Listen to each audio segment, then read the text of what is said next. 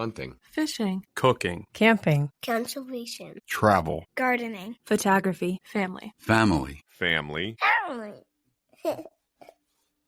This is the Outdoor Rules Podcast.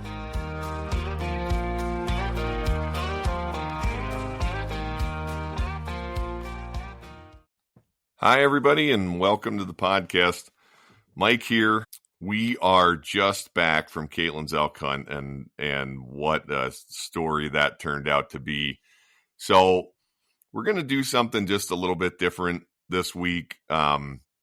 We sat down with the folks who were out on the hunt with us with the intent of making a 1-hour episode, and we just had so much fun talking about all the things that went on and went into this hunt that it ended up being much longer. So we're going to bring you this story in two parts, but instead of making you wait for a whole week between the two episodes, we're bringing this first one out on Tuesday morning as we usually do, and we're going to drop the second episode on Thursday morning. So if you get into this, stay tuned. You won't have to wait too long to hear the conclusion. Without further ado, I will let the guests introduce themselves and take it away. Thanks so much for listening. Here we go. So we're going to talk about Caitlin's big elk hunt and what a challenging adventure it was, huh, Caitlin? It was. Oh, man. Humbling in a lot of ways. It always is. Yeah, this one, I think, more so. Couple special guests. Hunter's here with us. How's it going? Good. How's college going, Hunter? Yeah, it's good. I'm getting my work done. Are you getting your coursework done? Oh, yeah. Your dad was very concerned about that 2 weeks ago when we recorded the podcast. I don't appreciate that. No faith in you? Absolutely zero faith. And then the other super special guest that's here, Jeremy Romero's here. Thanks for having me. Oh, man. Second time on the podcast. I can't, it blows my mind that you could thank me for anything at this point in this week, man. But no, we mentioned it a couple weeks ago, 2 weeks ago, when Matt was on talking about Hunter and his college woes, or lack thereof. It's been getting done. Don't you worry. Jeremy just got married. Congratulations, Jeremy. Thank you. Yeah, we appreciate it. So very happy for you and Shannon. It was a beautiful event. Oh, thank you so much. Yeah, Shannon she did all the heavy lifting, planned the whole wedding, and I'm glad you guys were there to spend the special day with us. And it was a great day. Couldn't have been any better. It was so special. The boys had such a good time. They danced their butts off. I will add one thing. We got married on August 30th for a very strategic reason, which could be a good segue into the rest of the conversation today. What is that strategic reason, Jeremy? It was before hunting started, in particular archery elk. Before the September 1 archery elk opener. You know, a relationship takes compromise. and Shannon wanted to get married in September, and I was willing to compromise to August 30th. That's my threshold there. That's the line of it's close enough to September, right? It's basically September. It's a rounding error. Yeah, it's September. But what a perfect representation of marriage, right out the gate. Yep. Absolutely. Well, I think it was a perfect day, beautiful weather, and then a week later we were elk hunting. Yeah, which is also a little bit amazing, I think, to all of us, and also a testament to how accepting Shannon is of the hunting lifestyle. So, Jeremy, you've been on once before, right? I was on once before. Gosh, maybe a year today, talking about the exact same thing we're going to talk about today. Yeah, which is all because of Caitlin's amazing luck. And lightning striking twice. Yeah. Part of me wants to be more regular on Outdoor Rules podcast, but I'm kind of liking what we have going here. Like next year when she's doing the exact same thing. Well, at least wait till the draw. Oh no, we gotta wait till the draw in April to see if Jeremy comes on again. He doesn't want to jinx it. Maybe I'm a special but not so special guest because I'm here to talk about archery elk hunting. Oh man, you are definitely a special guest, no question about it. There would have been an ice fishing episode, I think, had it had Eagle Nest been open a little longer. Oh, yeah. Right. For sure. So, Caitlin, I know 2 weeks ago we talked about this, but just in the 30-second view, how did you come to have the tag, and what is it? It's probably the best archery elk tag in our country. I think so. But yeah, New Mexico does a lottery system for public elk tags, and this is a really hard hunt to draw. It's a hard unit to draw, whatever weapon type, and I got incredibly lucky and drew it 2 times consecutively. Right.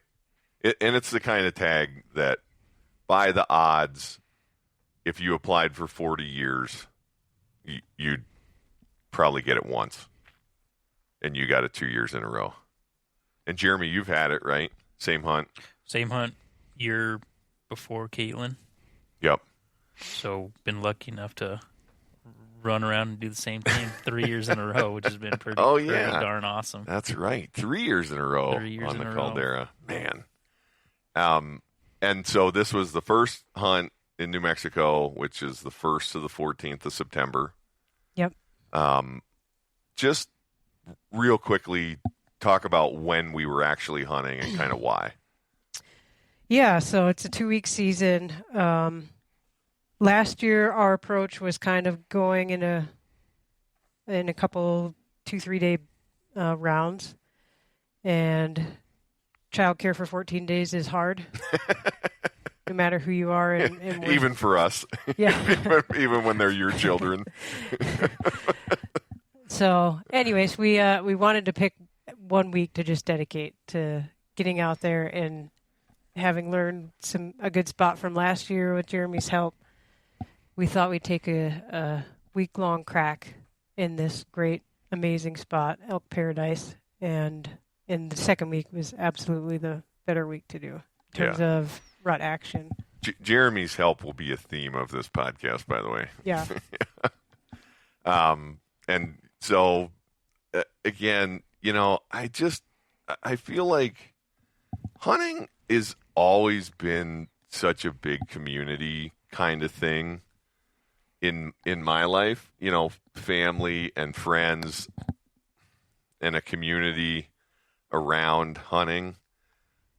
And I feel like there's this element of Western big game hunting that is somehow even more so because of how big the spaces are, and just how hard physically parts of the hunt are.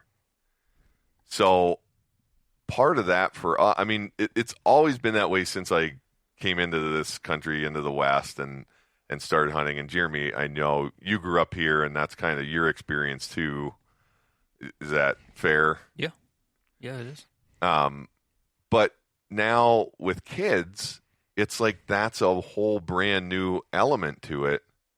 And like, we just have to acknowledge that without your mom and dad, without GT and Nisi, like we couldn't have done this hunt, right? Yep. So, that's just another huge like community element to doing this. We would never get Nisi to go up that mountain and sleep in that tent, right? Yeah, you wouldn't get her to walk 10 steps and sleep in a tent. But yeah, like every bit as integral to us Yep. being able to do this as you having the tag. Yep. So just, a giant thanks to Nisi and GT for watching the boys. We'll kind of get into the details of the hunt, but we were out were we out 6 nights, Hunter? Yeah, 6 days. 5 nights and 6 days. Yep. In the mountains, never came back. I was wearing the same pair of underwear when I got home as I was when I left the house. That makes 2 of us. That's what you do. Not. let's clarify something here. Go ahead. Not because you wanted to or you had to wear the same pair of underwear. you had underwear with you. Well, I have one spare pair. Yeah, but they were But vacuum it sealed. was vacuum sealed, so it was a personal. Oh, yeah. It was a personal choice not to change your underwear, That was the extra pair in case the first pair got wet. Or which worse. they did. Yeah, or Which they did Well, probably. yeah. No, they dry out. Yeah. That was one thing I splurged on in my backpack was a couple extra pairs of underwear. There you go. So I mean, there's two lessons to be learned there, right? Like you can get away with one or two pairs of underwear, Yeah. or you can actually use the underwear that you brought. Well, I'm telling you, if you only have one spare pair, using it as a luxury is a risk because if something bad happens, then, Especially when it's vacuum sealed. I don't want to get into like what that bad thing that would happen would be that would require you to tap into your vacuum sealed. I meant you fall on a stick and they get torn, Jeremy. I mean, unless you're running around chasing elk in your underwear, Anything can happen out there. Anyway, this is more on underwear than I thought we'd get in this episode. I had to bring it up. Oh. Anyway, so we were out for 6 days, and DCGT watched the boys the whole time. And, just so much thanks to them for doing it. Hunter, why are you here? I was beckoned. You were invited. I was invited. No, Yeah. but what are you up to? Remind people what you're doing. I'm working. I live in Cody, Wyoming. I work for Wyoming Game and Fish. I'm a seasonal technician, fisheries technician. I got the week off. My boss is also on an elk hunt, so that made it Nice. easier to get Yeah. some days off. It's the good thing about working kind of like in this space is that I think there's an awful lot of hunters and anglers in the conservation field, and so you get a little bit more understanding about time away from work Yeah. for hunting trips. Yeah, it definitely wasn't a fight for me to get days off. Yeah. But And this is your first elk hunt. first elk hunt First ever. first Western big game hunt? Do you consider turkey a big game? No. Then yes, first Western big game hunt. Jeremy, or turkey big game? I think so. I think they're considered in New Mexico big game, right? I don't know. All right, then They're not in maybe the like upland my book, third or fourth Western but big game hunt. it's very different. I mean, Yeah. all jokes aside, I would not consider turkey big game. We'll get into it, but it's certainly easier to get a turkey out of the it's woods so than an elk. much easier to carry a turkey down a mountain than an elk. Or up a mountain. Oh yeah, Or anywhere. down a road. I'm glad I got to be there because I think Hunter experienced the whole spectrum of a big game hunt, Totally. from frustration to success, Totally. to wondering what am I doing here, Right. to enjoying every second of it. So Yeah. that was pretty awesome to witness. Yeah. So Hunter, just sort of take us through your trip because I mean it's a little bit of an element of the story. Oh, for sure. Well, we start from the beginning. So last Friday, that would have been A week ago. Yeah. I worked all day. I left Cody, Wyoming about 6 p.m. I drove down here all night. I think it took like a 15-minute nap. Yeah. I got here at 8, 9 in the morning. And then Jeremy got here. We left at noonish. Yeah. Now I will interject here that you did some schoolwork Yeah, after you spent about 2 hours doing schoolwork between the time you got here and when we left for the elk hunt. Yeah, that's very important because I get no credit. No credit at all. Because you're still in college and working at the same time. Yes. You're doing everything Full-time online. job, Yeah. full-time college, full-time driving into Mexico. Full-time elk hunter for the Yep. week. Uh-huh. Right. So we left at about noon, and then we got there 2 o'clock-ish. Yeah, it takes an hour and a half. I mean, if you drive as slow as Jeremy, it takes almost 2 hours to get up there. Sorry, Jeremy. You were in front, were you? It's not that I intentionally drive slow. The truck doesn't go fast enough. Yeah, I have the same problem. But then we started our hunt. Yeah, so, I mean, at the very beginning, like, what was the first thing that happened, Caitlin? Yeah, well, I mean, we checked in where we were supposed to check in and then parked and started gathering materials, and the rain started falling. and then it started falling faster and heavier and faster and heavier, and we got back in the truck. Right, because we all have backpacks. So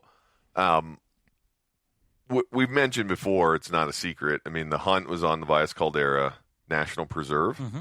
Yep. Which is administered by the Park Service, but it's not exactly a national park. Correct.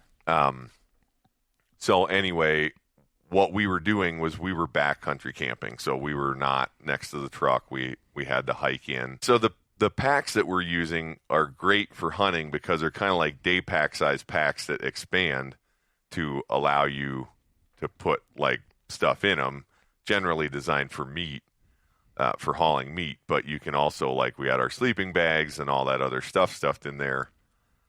But none of that was covered by anything waterproof. And so it was not a very attractive idea to leave the truck in a substantial thunderstorm. Yeah. I mean, also getting struck by lightning and all that other stuff, but That's for later. that comes later. So anyway, we waited that out for what, Jeremy? An hour? Yeah, it sure felt like an hour. It was a while. Yeah. And then we kind of knew from looking at the radar that there was going to be a break, and we kind of nailed it because we managed to leave the truck, get to where we were camping, get set up, and literally, like, I feel like we had the tents just set up, and then the rain started again, and we were able to get everything under cover so that we didn't end up with stuff that was overly wet. I was still damp. Yeah, it was. Well, and so then we went out that evening. We kind of, the rain broke again, and we thought it was going to be done for the day. Yeah. And man, that was not accurate. No. It was like, I felt like it was like 45 degrees and raining sideways like 15 minutes after we left the tent. It was cold. I think It that was. was Lightning too. Yeah. And we were exposed. Like, Right. You know, it's one thing if it's raining and you have some cover to get out of the rain and stay Right. a little dry, but where we were completely exposed, so we were getting rained on. Right, because we wet. didn't really have enough time to make a big play that night out of camp, and So anyway, the first night we saw some bulls. We saw a pretty nice bull cross a burn. We saw a big herd of elk down in one of the valleys, but kind of burned that day. We didn't stay out all that long because we were all getting wet, and we joking about packing clothes and stuff, but when you're carrying everything on your back, and then there's also the prospect of getting an elk, saving weight is a big deal. And did anybody take rain pants? No. Nope.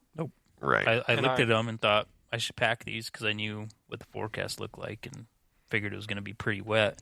But to your point, I'd rather save on space, Right. and use that space for either something else that I'm going to use for most of the hunt, rather than a pair of pants that I'm going to use for a fraction of the hunt, taking Right. space and weight. So they were a quick garment that I left in the closet. In hindsight, they would have been nice to have. Oh man. Again, though, like rain pants are one of the things that I don't bring with me a lot. Right. Unless I know it's going to be raining more than a day consistently, then I'll leave them at home. Because a lot of times, if my pants are wet, I'll just get in the sleeping bag with them, and they'll be pretty dry by the next day. Yeah. Yeah, if you looked at all the stuff I brought from up north, Yeah. I maybe brought a third of it into the backcountry with us. Yeah. The other important thing to bring is a rain jacket. Yes. Yeah. Is That's it like a Jeremy? Yeah, it's very essential. Integral part of Essential. hunting. You know what? Like when you see the forecast and it says rain, you would think someone's going to bring a rain jacket. I've never gone elk hunting before. Is that how? Somehow I left my rain jacket. Is the point?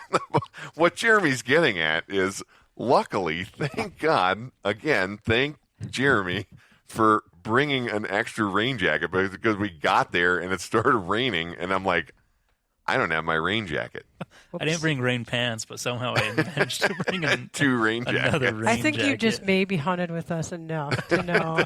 There was going to be something. He brought that Something. extra sweatshirt. I think I wore that every day. It's a nice sweater. It huh? is. Yeah. It is nice. I did return that, by the Okay, way. It is great. in that bag of your stuff. Right. So luckily, Jeremy had an extra rain jacket, or I might have had to come back to Santa Fe to get mine. Was Yeah. it where you left it? Did you leave it or did you No, take it? I think it was hanging on the back of the couch, and I think Nisi and GT, who stayed here with the kids, I think At they some hung it point up picked somewhere. up, I hadn't thought about it since I got it back, or since I got back here. But yeah, so then day 2, we made a big play, but Hunter, maybe not your favorite day. No, I would say I was grumpy, but I don't think I was as grumpy as I was given credit for. I think you were like, if somebody is hangry, you were comparable to that. I think I was Dude, right. being I was tired. rightfully grumpy. Yeah. Like yeah. it wasn't. Yeah, it wasn't for a bad it was reason. no sleep, My and then problem hike was- in the rain, Oh, and then yeah. sit in the cold and rain in the evening. My problem was, like I said, I worked all day and then I drove all night and then I was up all day and then I was very damp going to bed. Yeah. I maybe got 3-4 hours of sleep. We got up at 5:30. Yep. Yeah. And I was cold and I was wet and we started walking and I didn't complain. No. Then we walked Not then. we walked we walked, I don't know, 3/4 of a mile, and I really fell real bad. You did. And then I got yelled at for being grumpy. I Everyone ran over to me and I said, "Let's just keep walking." No. Jeremy and I stood there, Oh, all right. and Mike said, I don't know, I think he asked Jeremy what happened, and he said, oh, he fell. And then Mike got to me and he said, what happened? I was like, oh, he fell. and then I went running And then you over I went think there. running Mike over said, there. "I know he fell. Is he okay?" And I'm like, "Well, he's not. He's I mean- not screaming. Oh, He's not moaning or groaning. Like he's He was working it also out. still face down. He's working it out, in you the know? death fall. That was one of those falls where it's like I just got to lay here for like 30 seconds and I'll be yeah. fine. And I'm still hurting. My leg still hurts, but you know. I Well, saw it what was I happen. gonna I knew do? what it was. He got hung up on one dead fall and then fell onto another one and then just rolled onto the ground because Yeah. it was too much. well, you know, Hunter, I've known you for a long time. I've been your uncle for 21 years now, and there's still a connection there where I thought you hurt yourself, and I was worried about you, and I didn't want Uncle your Mike came running over pretty quick. I didn't want your dad to be mad at me, and I said this to you yesterday, but it was one of those things where, man, if I was laying there and I knew complaining would have got me out of it, maybe I would have complained, but there was nothing that was going to No. happen. No. It was No. just get up and keep walking. yeah, 100%. Well, to your defense, I think the worst way to start any hunt is tired Yep. and wet, Mhm. and that's kind of what you had to do starting this hunt. So, not a comfortable place to be in. Tired and I wet. think you persevered. I I feel like I did pretty you well. Came out on top. You know? You did. Tired and wet, and then hurt. Yeah. You should see the bruise on my leg. Yeah. Well, you toughed it out, so good job. Thank you. And that day we did have some action. We had some bugling and bugled at a few bulls, and that didn't do much. And then we ended up cow calling some, and had a couple responses from that.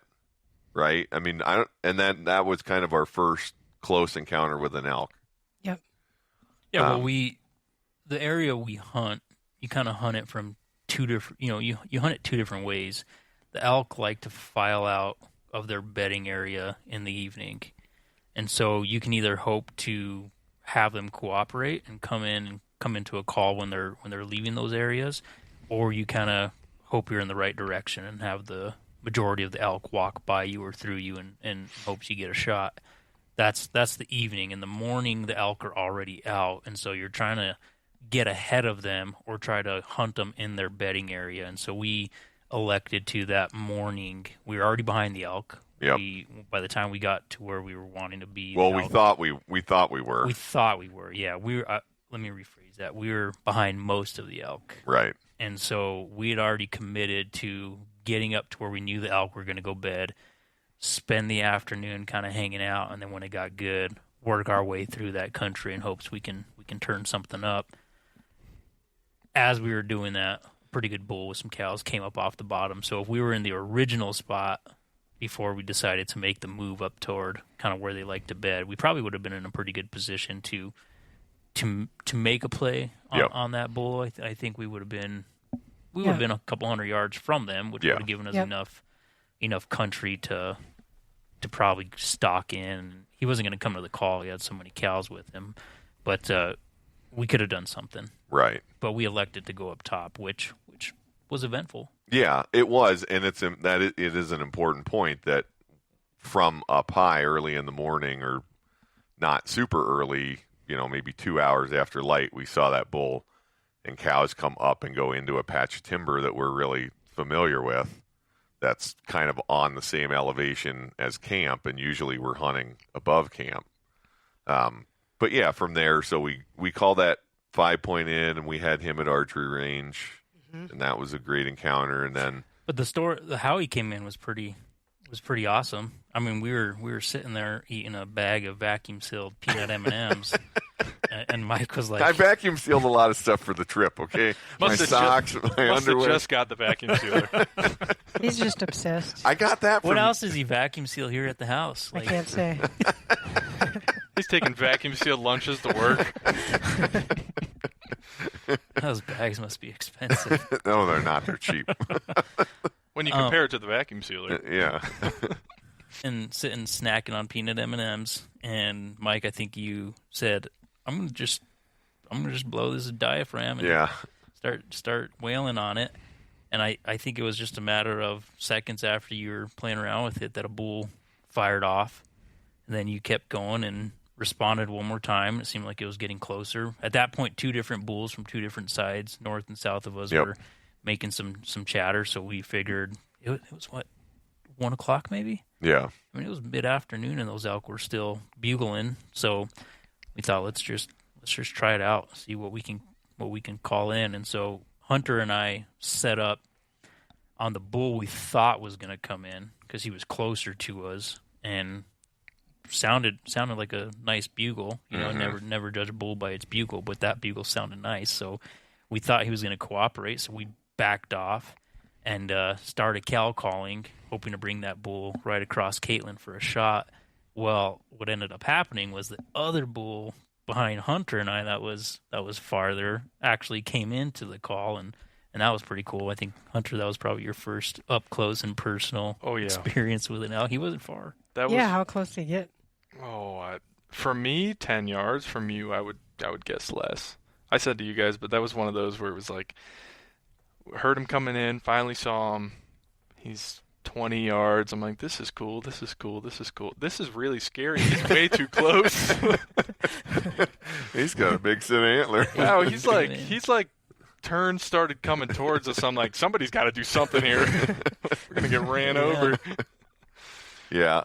Anyway, he was a 5-point, so not one that we wanted, and let him go. And then I don't know, a couple hours later, we really had a nice bull going. You started bugling at them, and they were a little bit more responsive to that. Although I think that turned out maybe to be the only bull that we successfully bugled in all week, which is probably more about my calling than the attitude of the elk. But no, I wouldn't say so. I think you're a pretty good caller. I think, there's never a perfect recipe unless you're just smack dab in the middle of the rut. Then a lot of things work.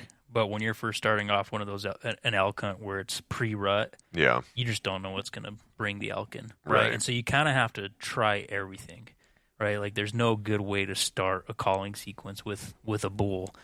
Sometimes cow calls work and they come right in. Sometimes bugling works. Sometimes none of it works. Sometimes you bugle or cow call and they turn around and go the opposite direction. So you kind of have to just take a guess and start. But what we were realizing was as we were cow calling more elk, that 5x5 responded pretty quickly. But that was I would say that was the only bull that actually responded to the cow call. Yeah. And so in those situations where the cow call doesn't seem to be working as much, the first thing I go to is bugling. It worked for me 2 years ago, and the elk in that pre-rut stage definitely seemed to respond pretty good to bugling, and then adding the other layer of like breaking some stuff that definitely intrigues them. Gets them real interested, and it's not even an interest from like I'm going to run in there and try to push this bull out of here and keep my territory, or like fight him for these cows. They hear bugles and they hear branches breaking, and it's more of like, I'm going to come in out of curiosity, Right. and see what's going on. And so yeah, we had that bull, which was actually pretty cool, because part of me was hoping he gave you a shot, because that was the exact same meadow that I shot my bull in 2 years ago. Yeah. And I thought it would have been pretty cool if we killed two bulls in the same meadow, 100 yards apart. But I heard that bull bugling. We had called it a different bull. The first one that sounded really nice. Again, he could have been a little raghorn, you never would have known. But he didn't respond. And then another bull started to respond. And the one thing we hadn't tried was bugling and breaking stuff.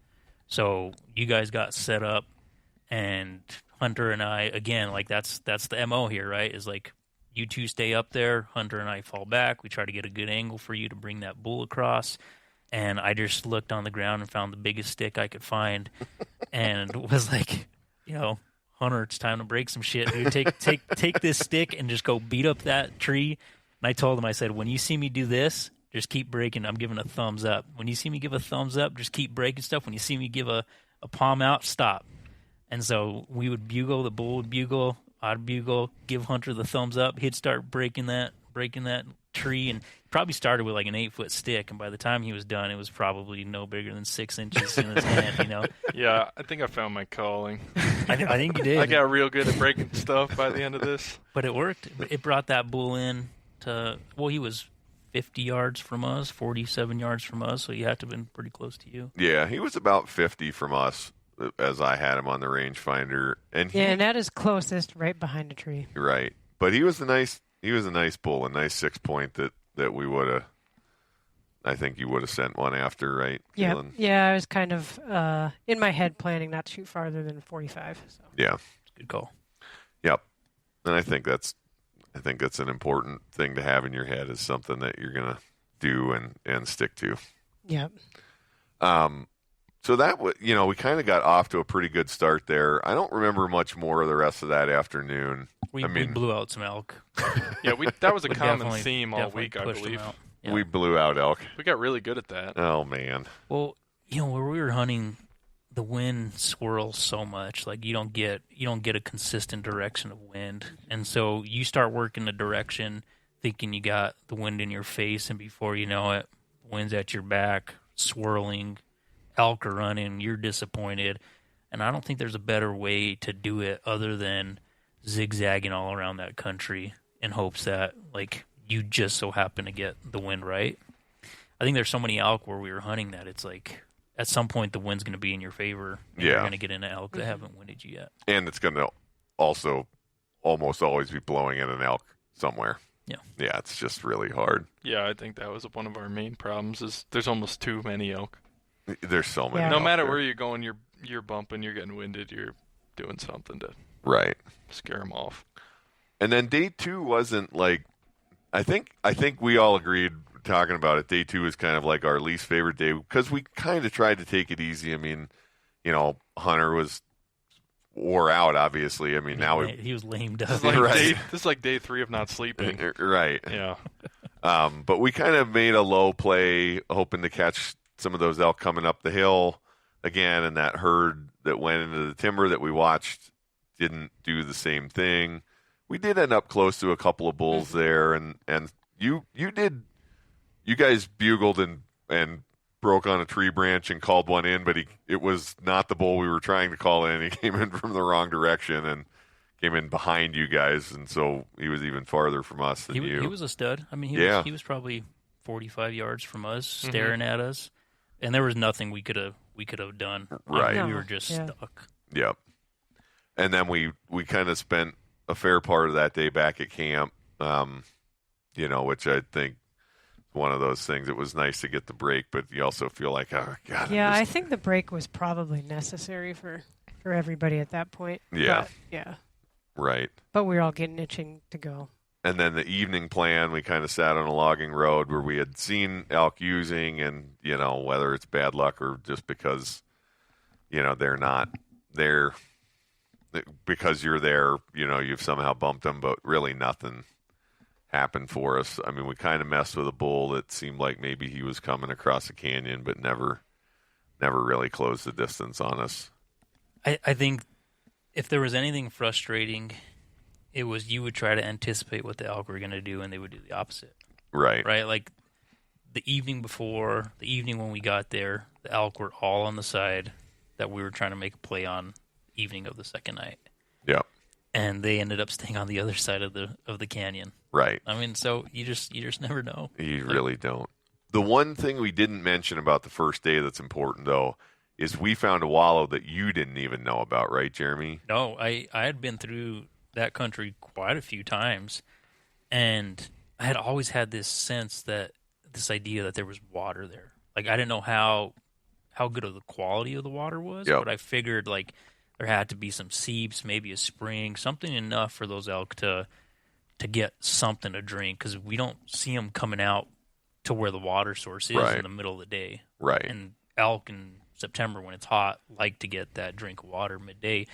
So there weren't any springs to my knowledge recently. When I was younger, I had known of some water up there, but I hadn't gone to look for it, and I didn't think it was there because I lied. Like 3 years ago, I walked around, and the water that I do remember as a kid was just dried up. I think they were just puddles from monsoons.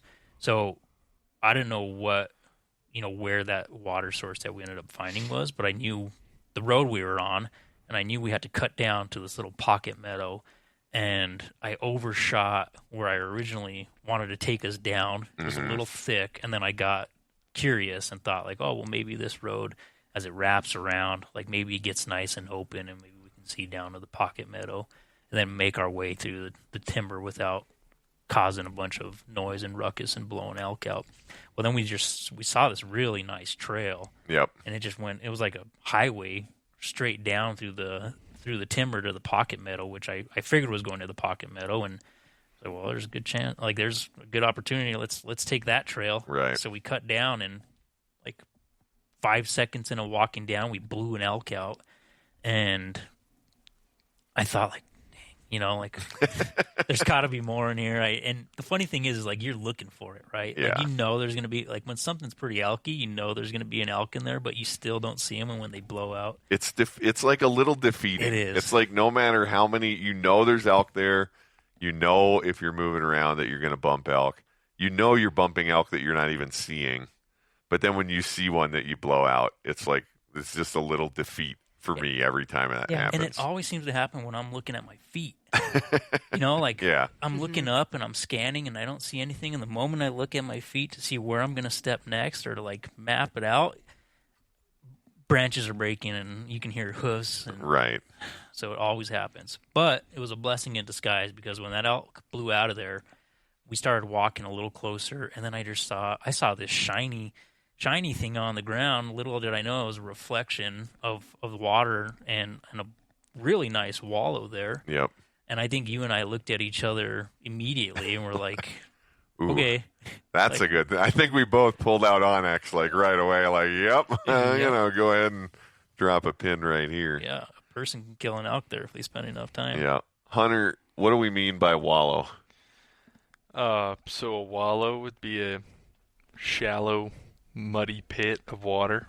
Doesn't need to be deep, as we saw. The bulls like to go. They lay down. They roll around in the mud. They dig their horns in and cause a ruckus. And I don't know, makes them stinky, I guess. Yeah, They really like that. just part of rutting activity for sure. Yeah. And I'm not 100% sure if that is more of a water hole or more of a wallow. I think they probably do both there because it's enough water that I think they can water. But we never actually saw a bull wallow in it, but we never watched a bull for a long time there. So Just by seeing it, the way it was carved out and eroded around the perimeter of it, it probably started as a little wallow. yep, and then just kind of the way water would run down into it, carved it out, and now I bet you that thing holds water pretty much year round. I bet it does too. I would have said it's at least a foot deep. Yeah. Yeah. Yep. So anyway, we found that spot, and that was important on day 1. Day 2, we talked about it, kind of was uneventful.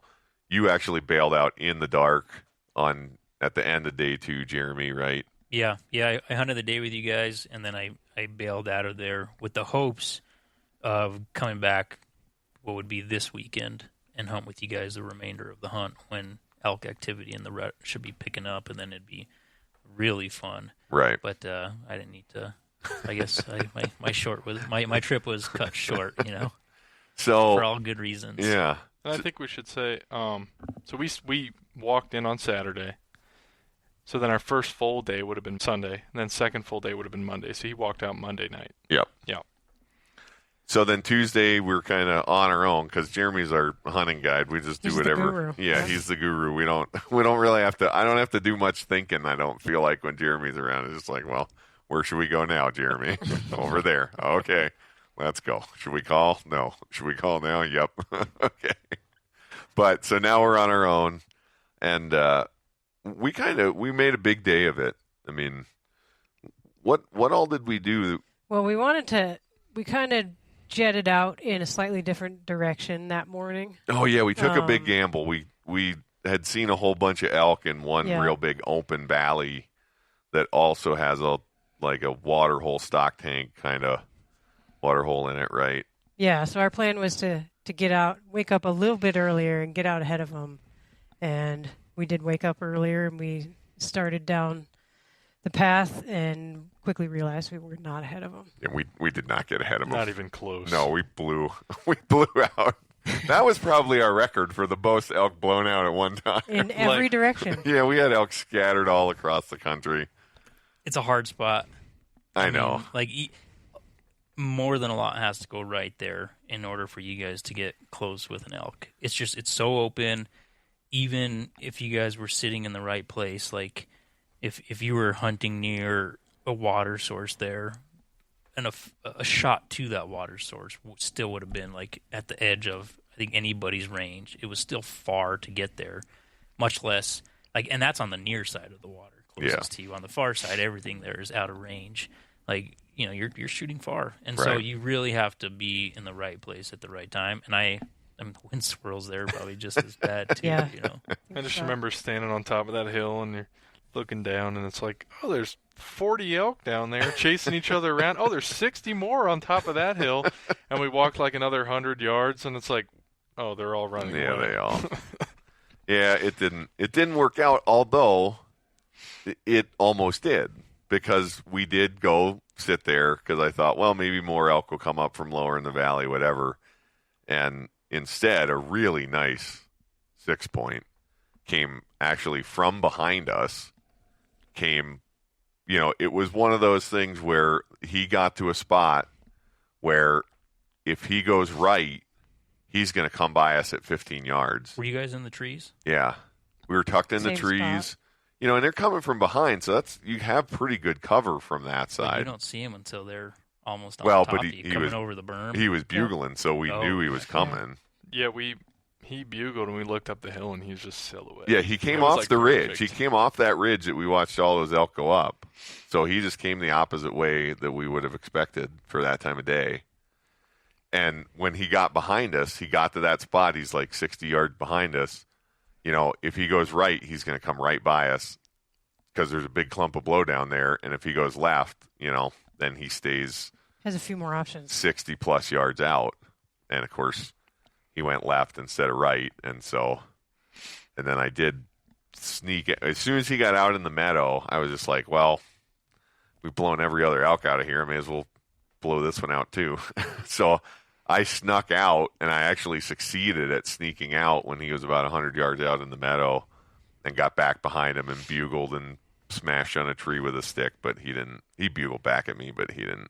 He didn't seem to care. He kept going on his merry way.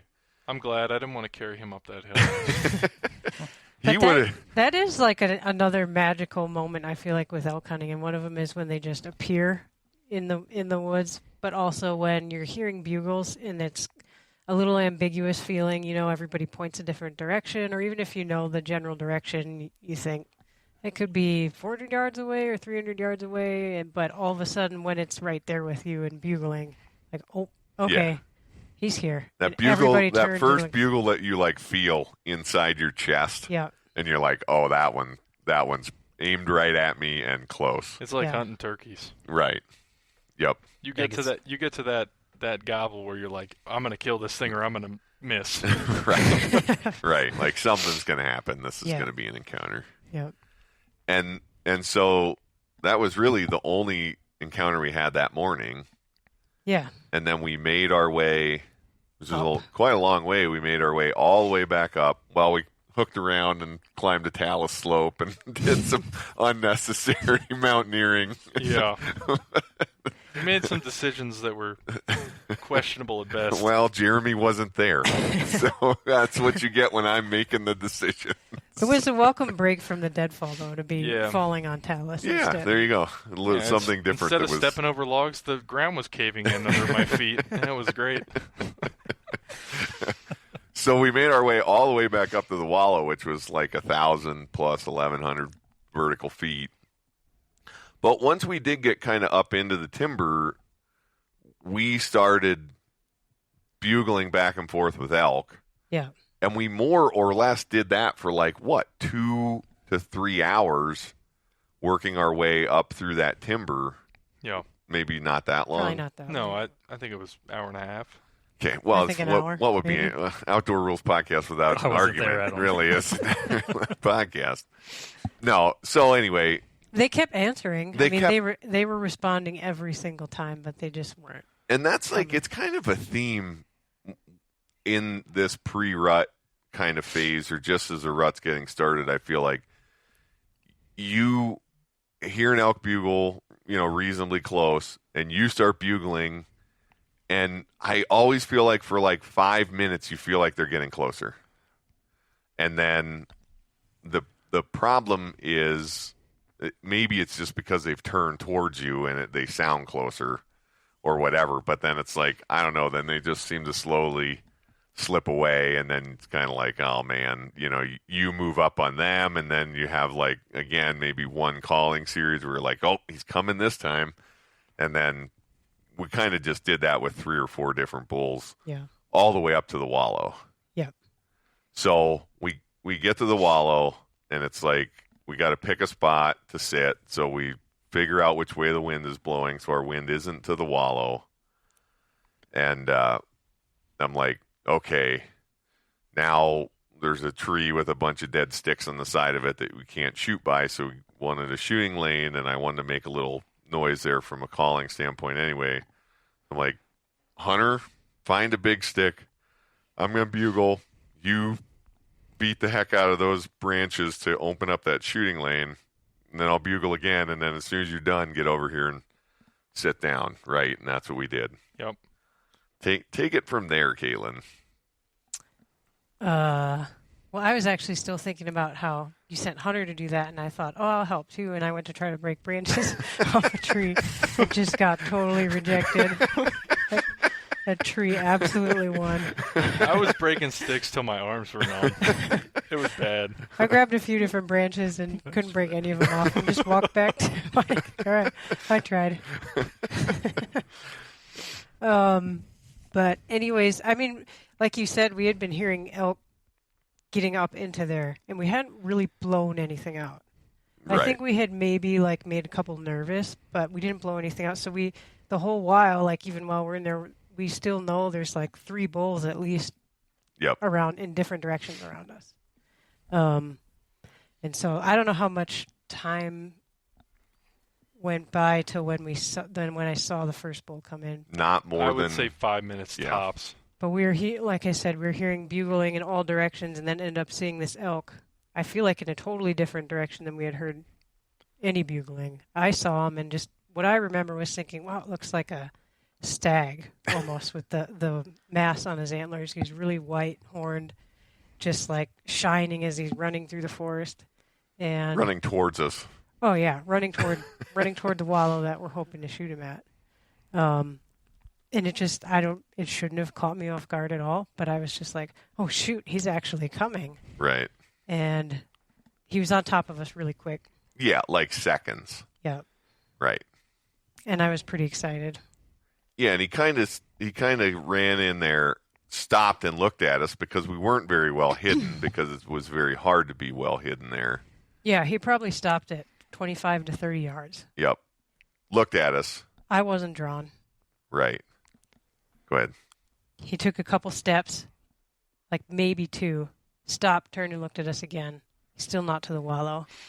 And now I'm getting like really antsy. And I felt like he was peering into my soul. It was that kind of like elk looking at you in the eyes, right? So, and I don't know, even want to blink. yeah, Right. exactly. Look So down I at the ground. I tipped my hat down so that he couldn't see my eyes. And he was like one step away from being behind a pretty small tree, like maybe 6 inches in diameter. But I just remember thinking, like, I have to get drawn. And he looked to me like he was taking a step. And I said, Mike, should I draw? And he didn't answer me, so I drew.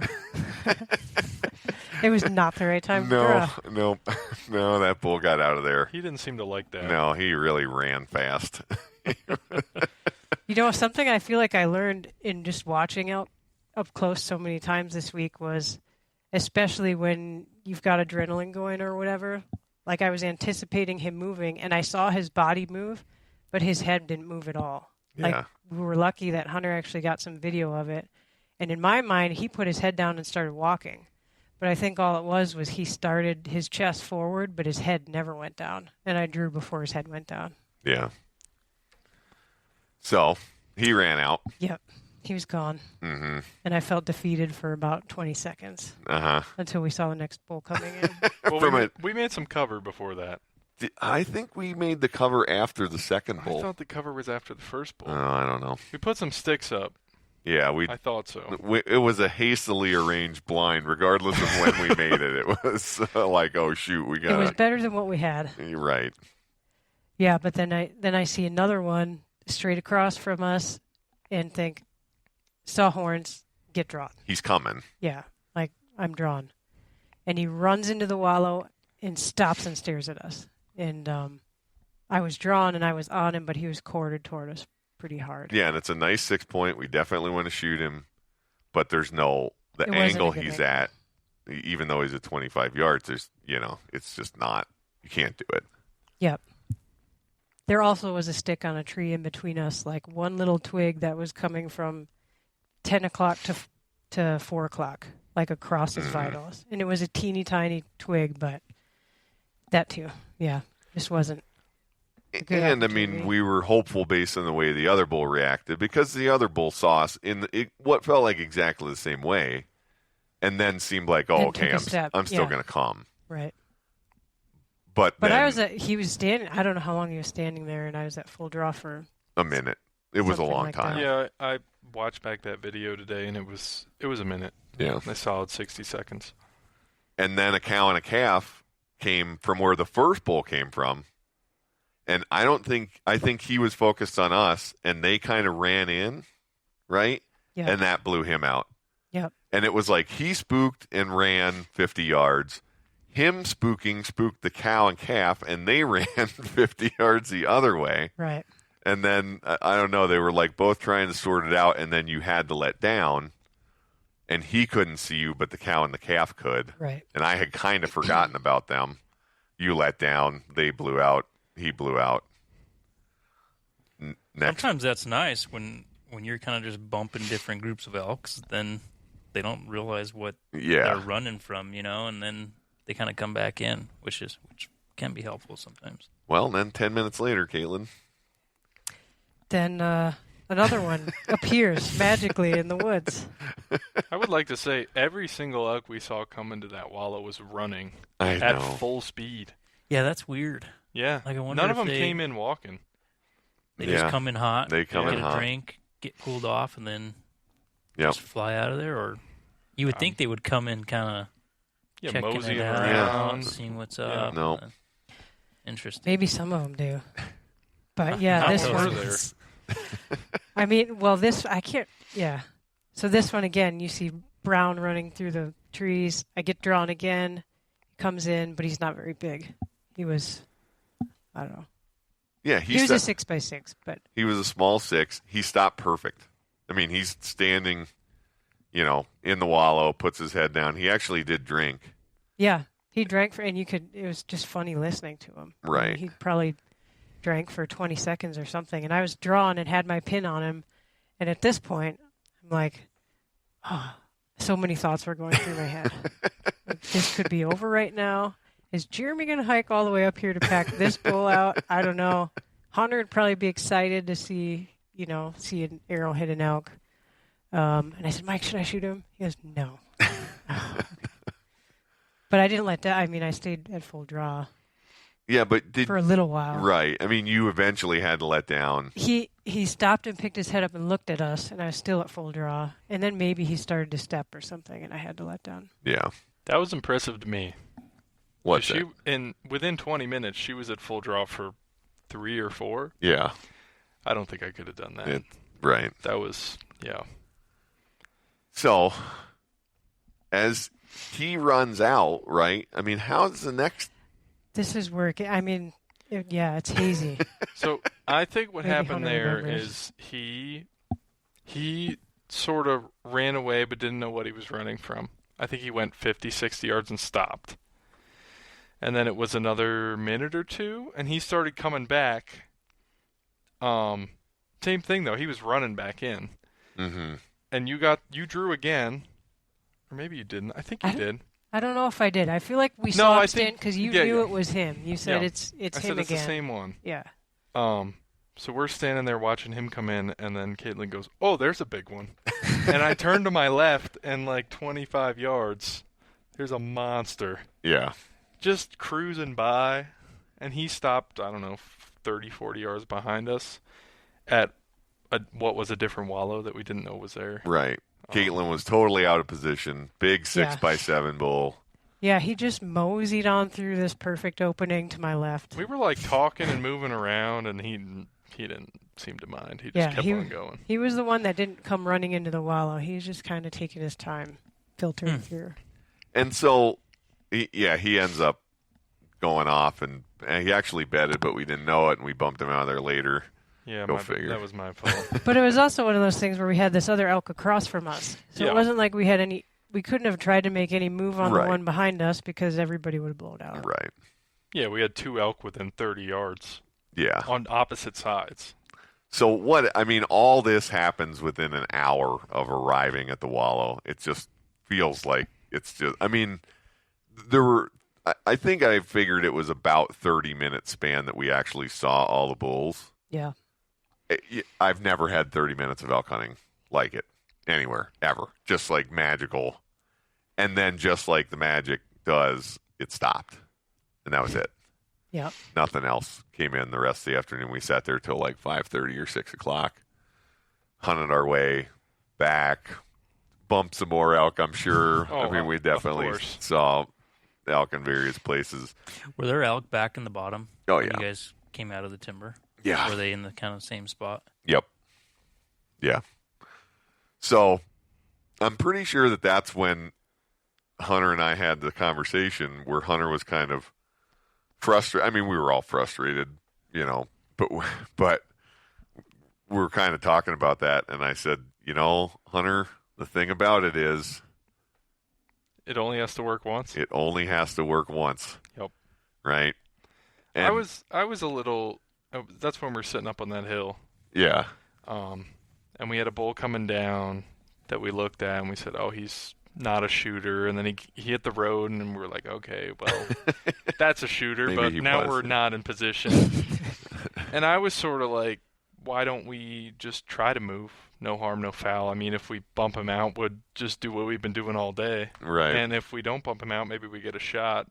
But I was just at a point where I was like, I'm sick of sitting here and watching elk. Like, we can watch them all we want. Yeah. And, like I said, I mean, it's, there's no way to know, if you go to the elk and it works, then you're like, oh yeah, that worked. But I feel like, especially up there, because there are so many elk around, like, well, I'm going to move from a spot. Like this was the spot I had planned to be, right? With this trail coming by me here and the wind blowing this way. Now I'm going to move because I've seen another elk. Like I feel like you're just as or more likely to bump that first elk out and then look back and have elk coming down the trail that you were trying to hunt. And it's just, I mean, it's it's just, it feels like in this hunt especially, I mean, there's so many elk and we're talking about all these elk, but we're now talking about kind of days and days of being in them, hiking the mountains, trying to, exerting yourselves to get places and then also trying to be patient, sitting there and just feeling like, man, we just keep making the wrong decisions. We just keep blowing elk out. It's one of those things that takes me back to turkey hunting. It's like no matter what decision you make, you've made the wrong decision. Exactly. But until it works. And it only has to work once. It only has to work once. But I mean, I feel like the decision-making part of it is like the beauty of it too, because you feel like in 5 minutes you make so many different decisions, even if you're deciding not to do something. Right. And there's obviously probably some I don't know, just general good practices with it, but there's also some creativity to it, and as an individual or a group, you get to, impact that. It's kind of fun. All right, everybody. Mike again. That is where we're going to cut off this first episode of what we're calling It's Only Gotta Work Once. I really hope that you'll come back later in the week and pick us up with the second episode. We'll drop that on Thursday. So stay tuned. As always, we just so appreciate you all listening to the podcast. If this story inspires you, to think about trying to do a Western big game hunt and you have questions or you just want to chat about it, we always love to hear from everybody. And the very best way to get a hold of us is through our Gmail account, outdoorrules@gmail.com. Or if you're an experienced Western big game hunter and you got a piece of advice for us that you just think we should have, we would also absolutely love to hear that.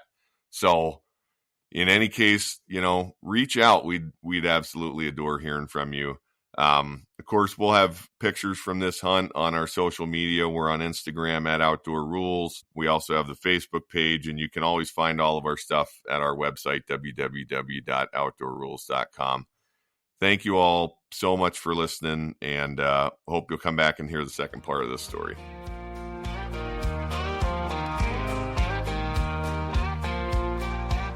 Hunting and fishing, the great outdoors, mixing history, laughter, love, and folklore, creating memories with family and friends.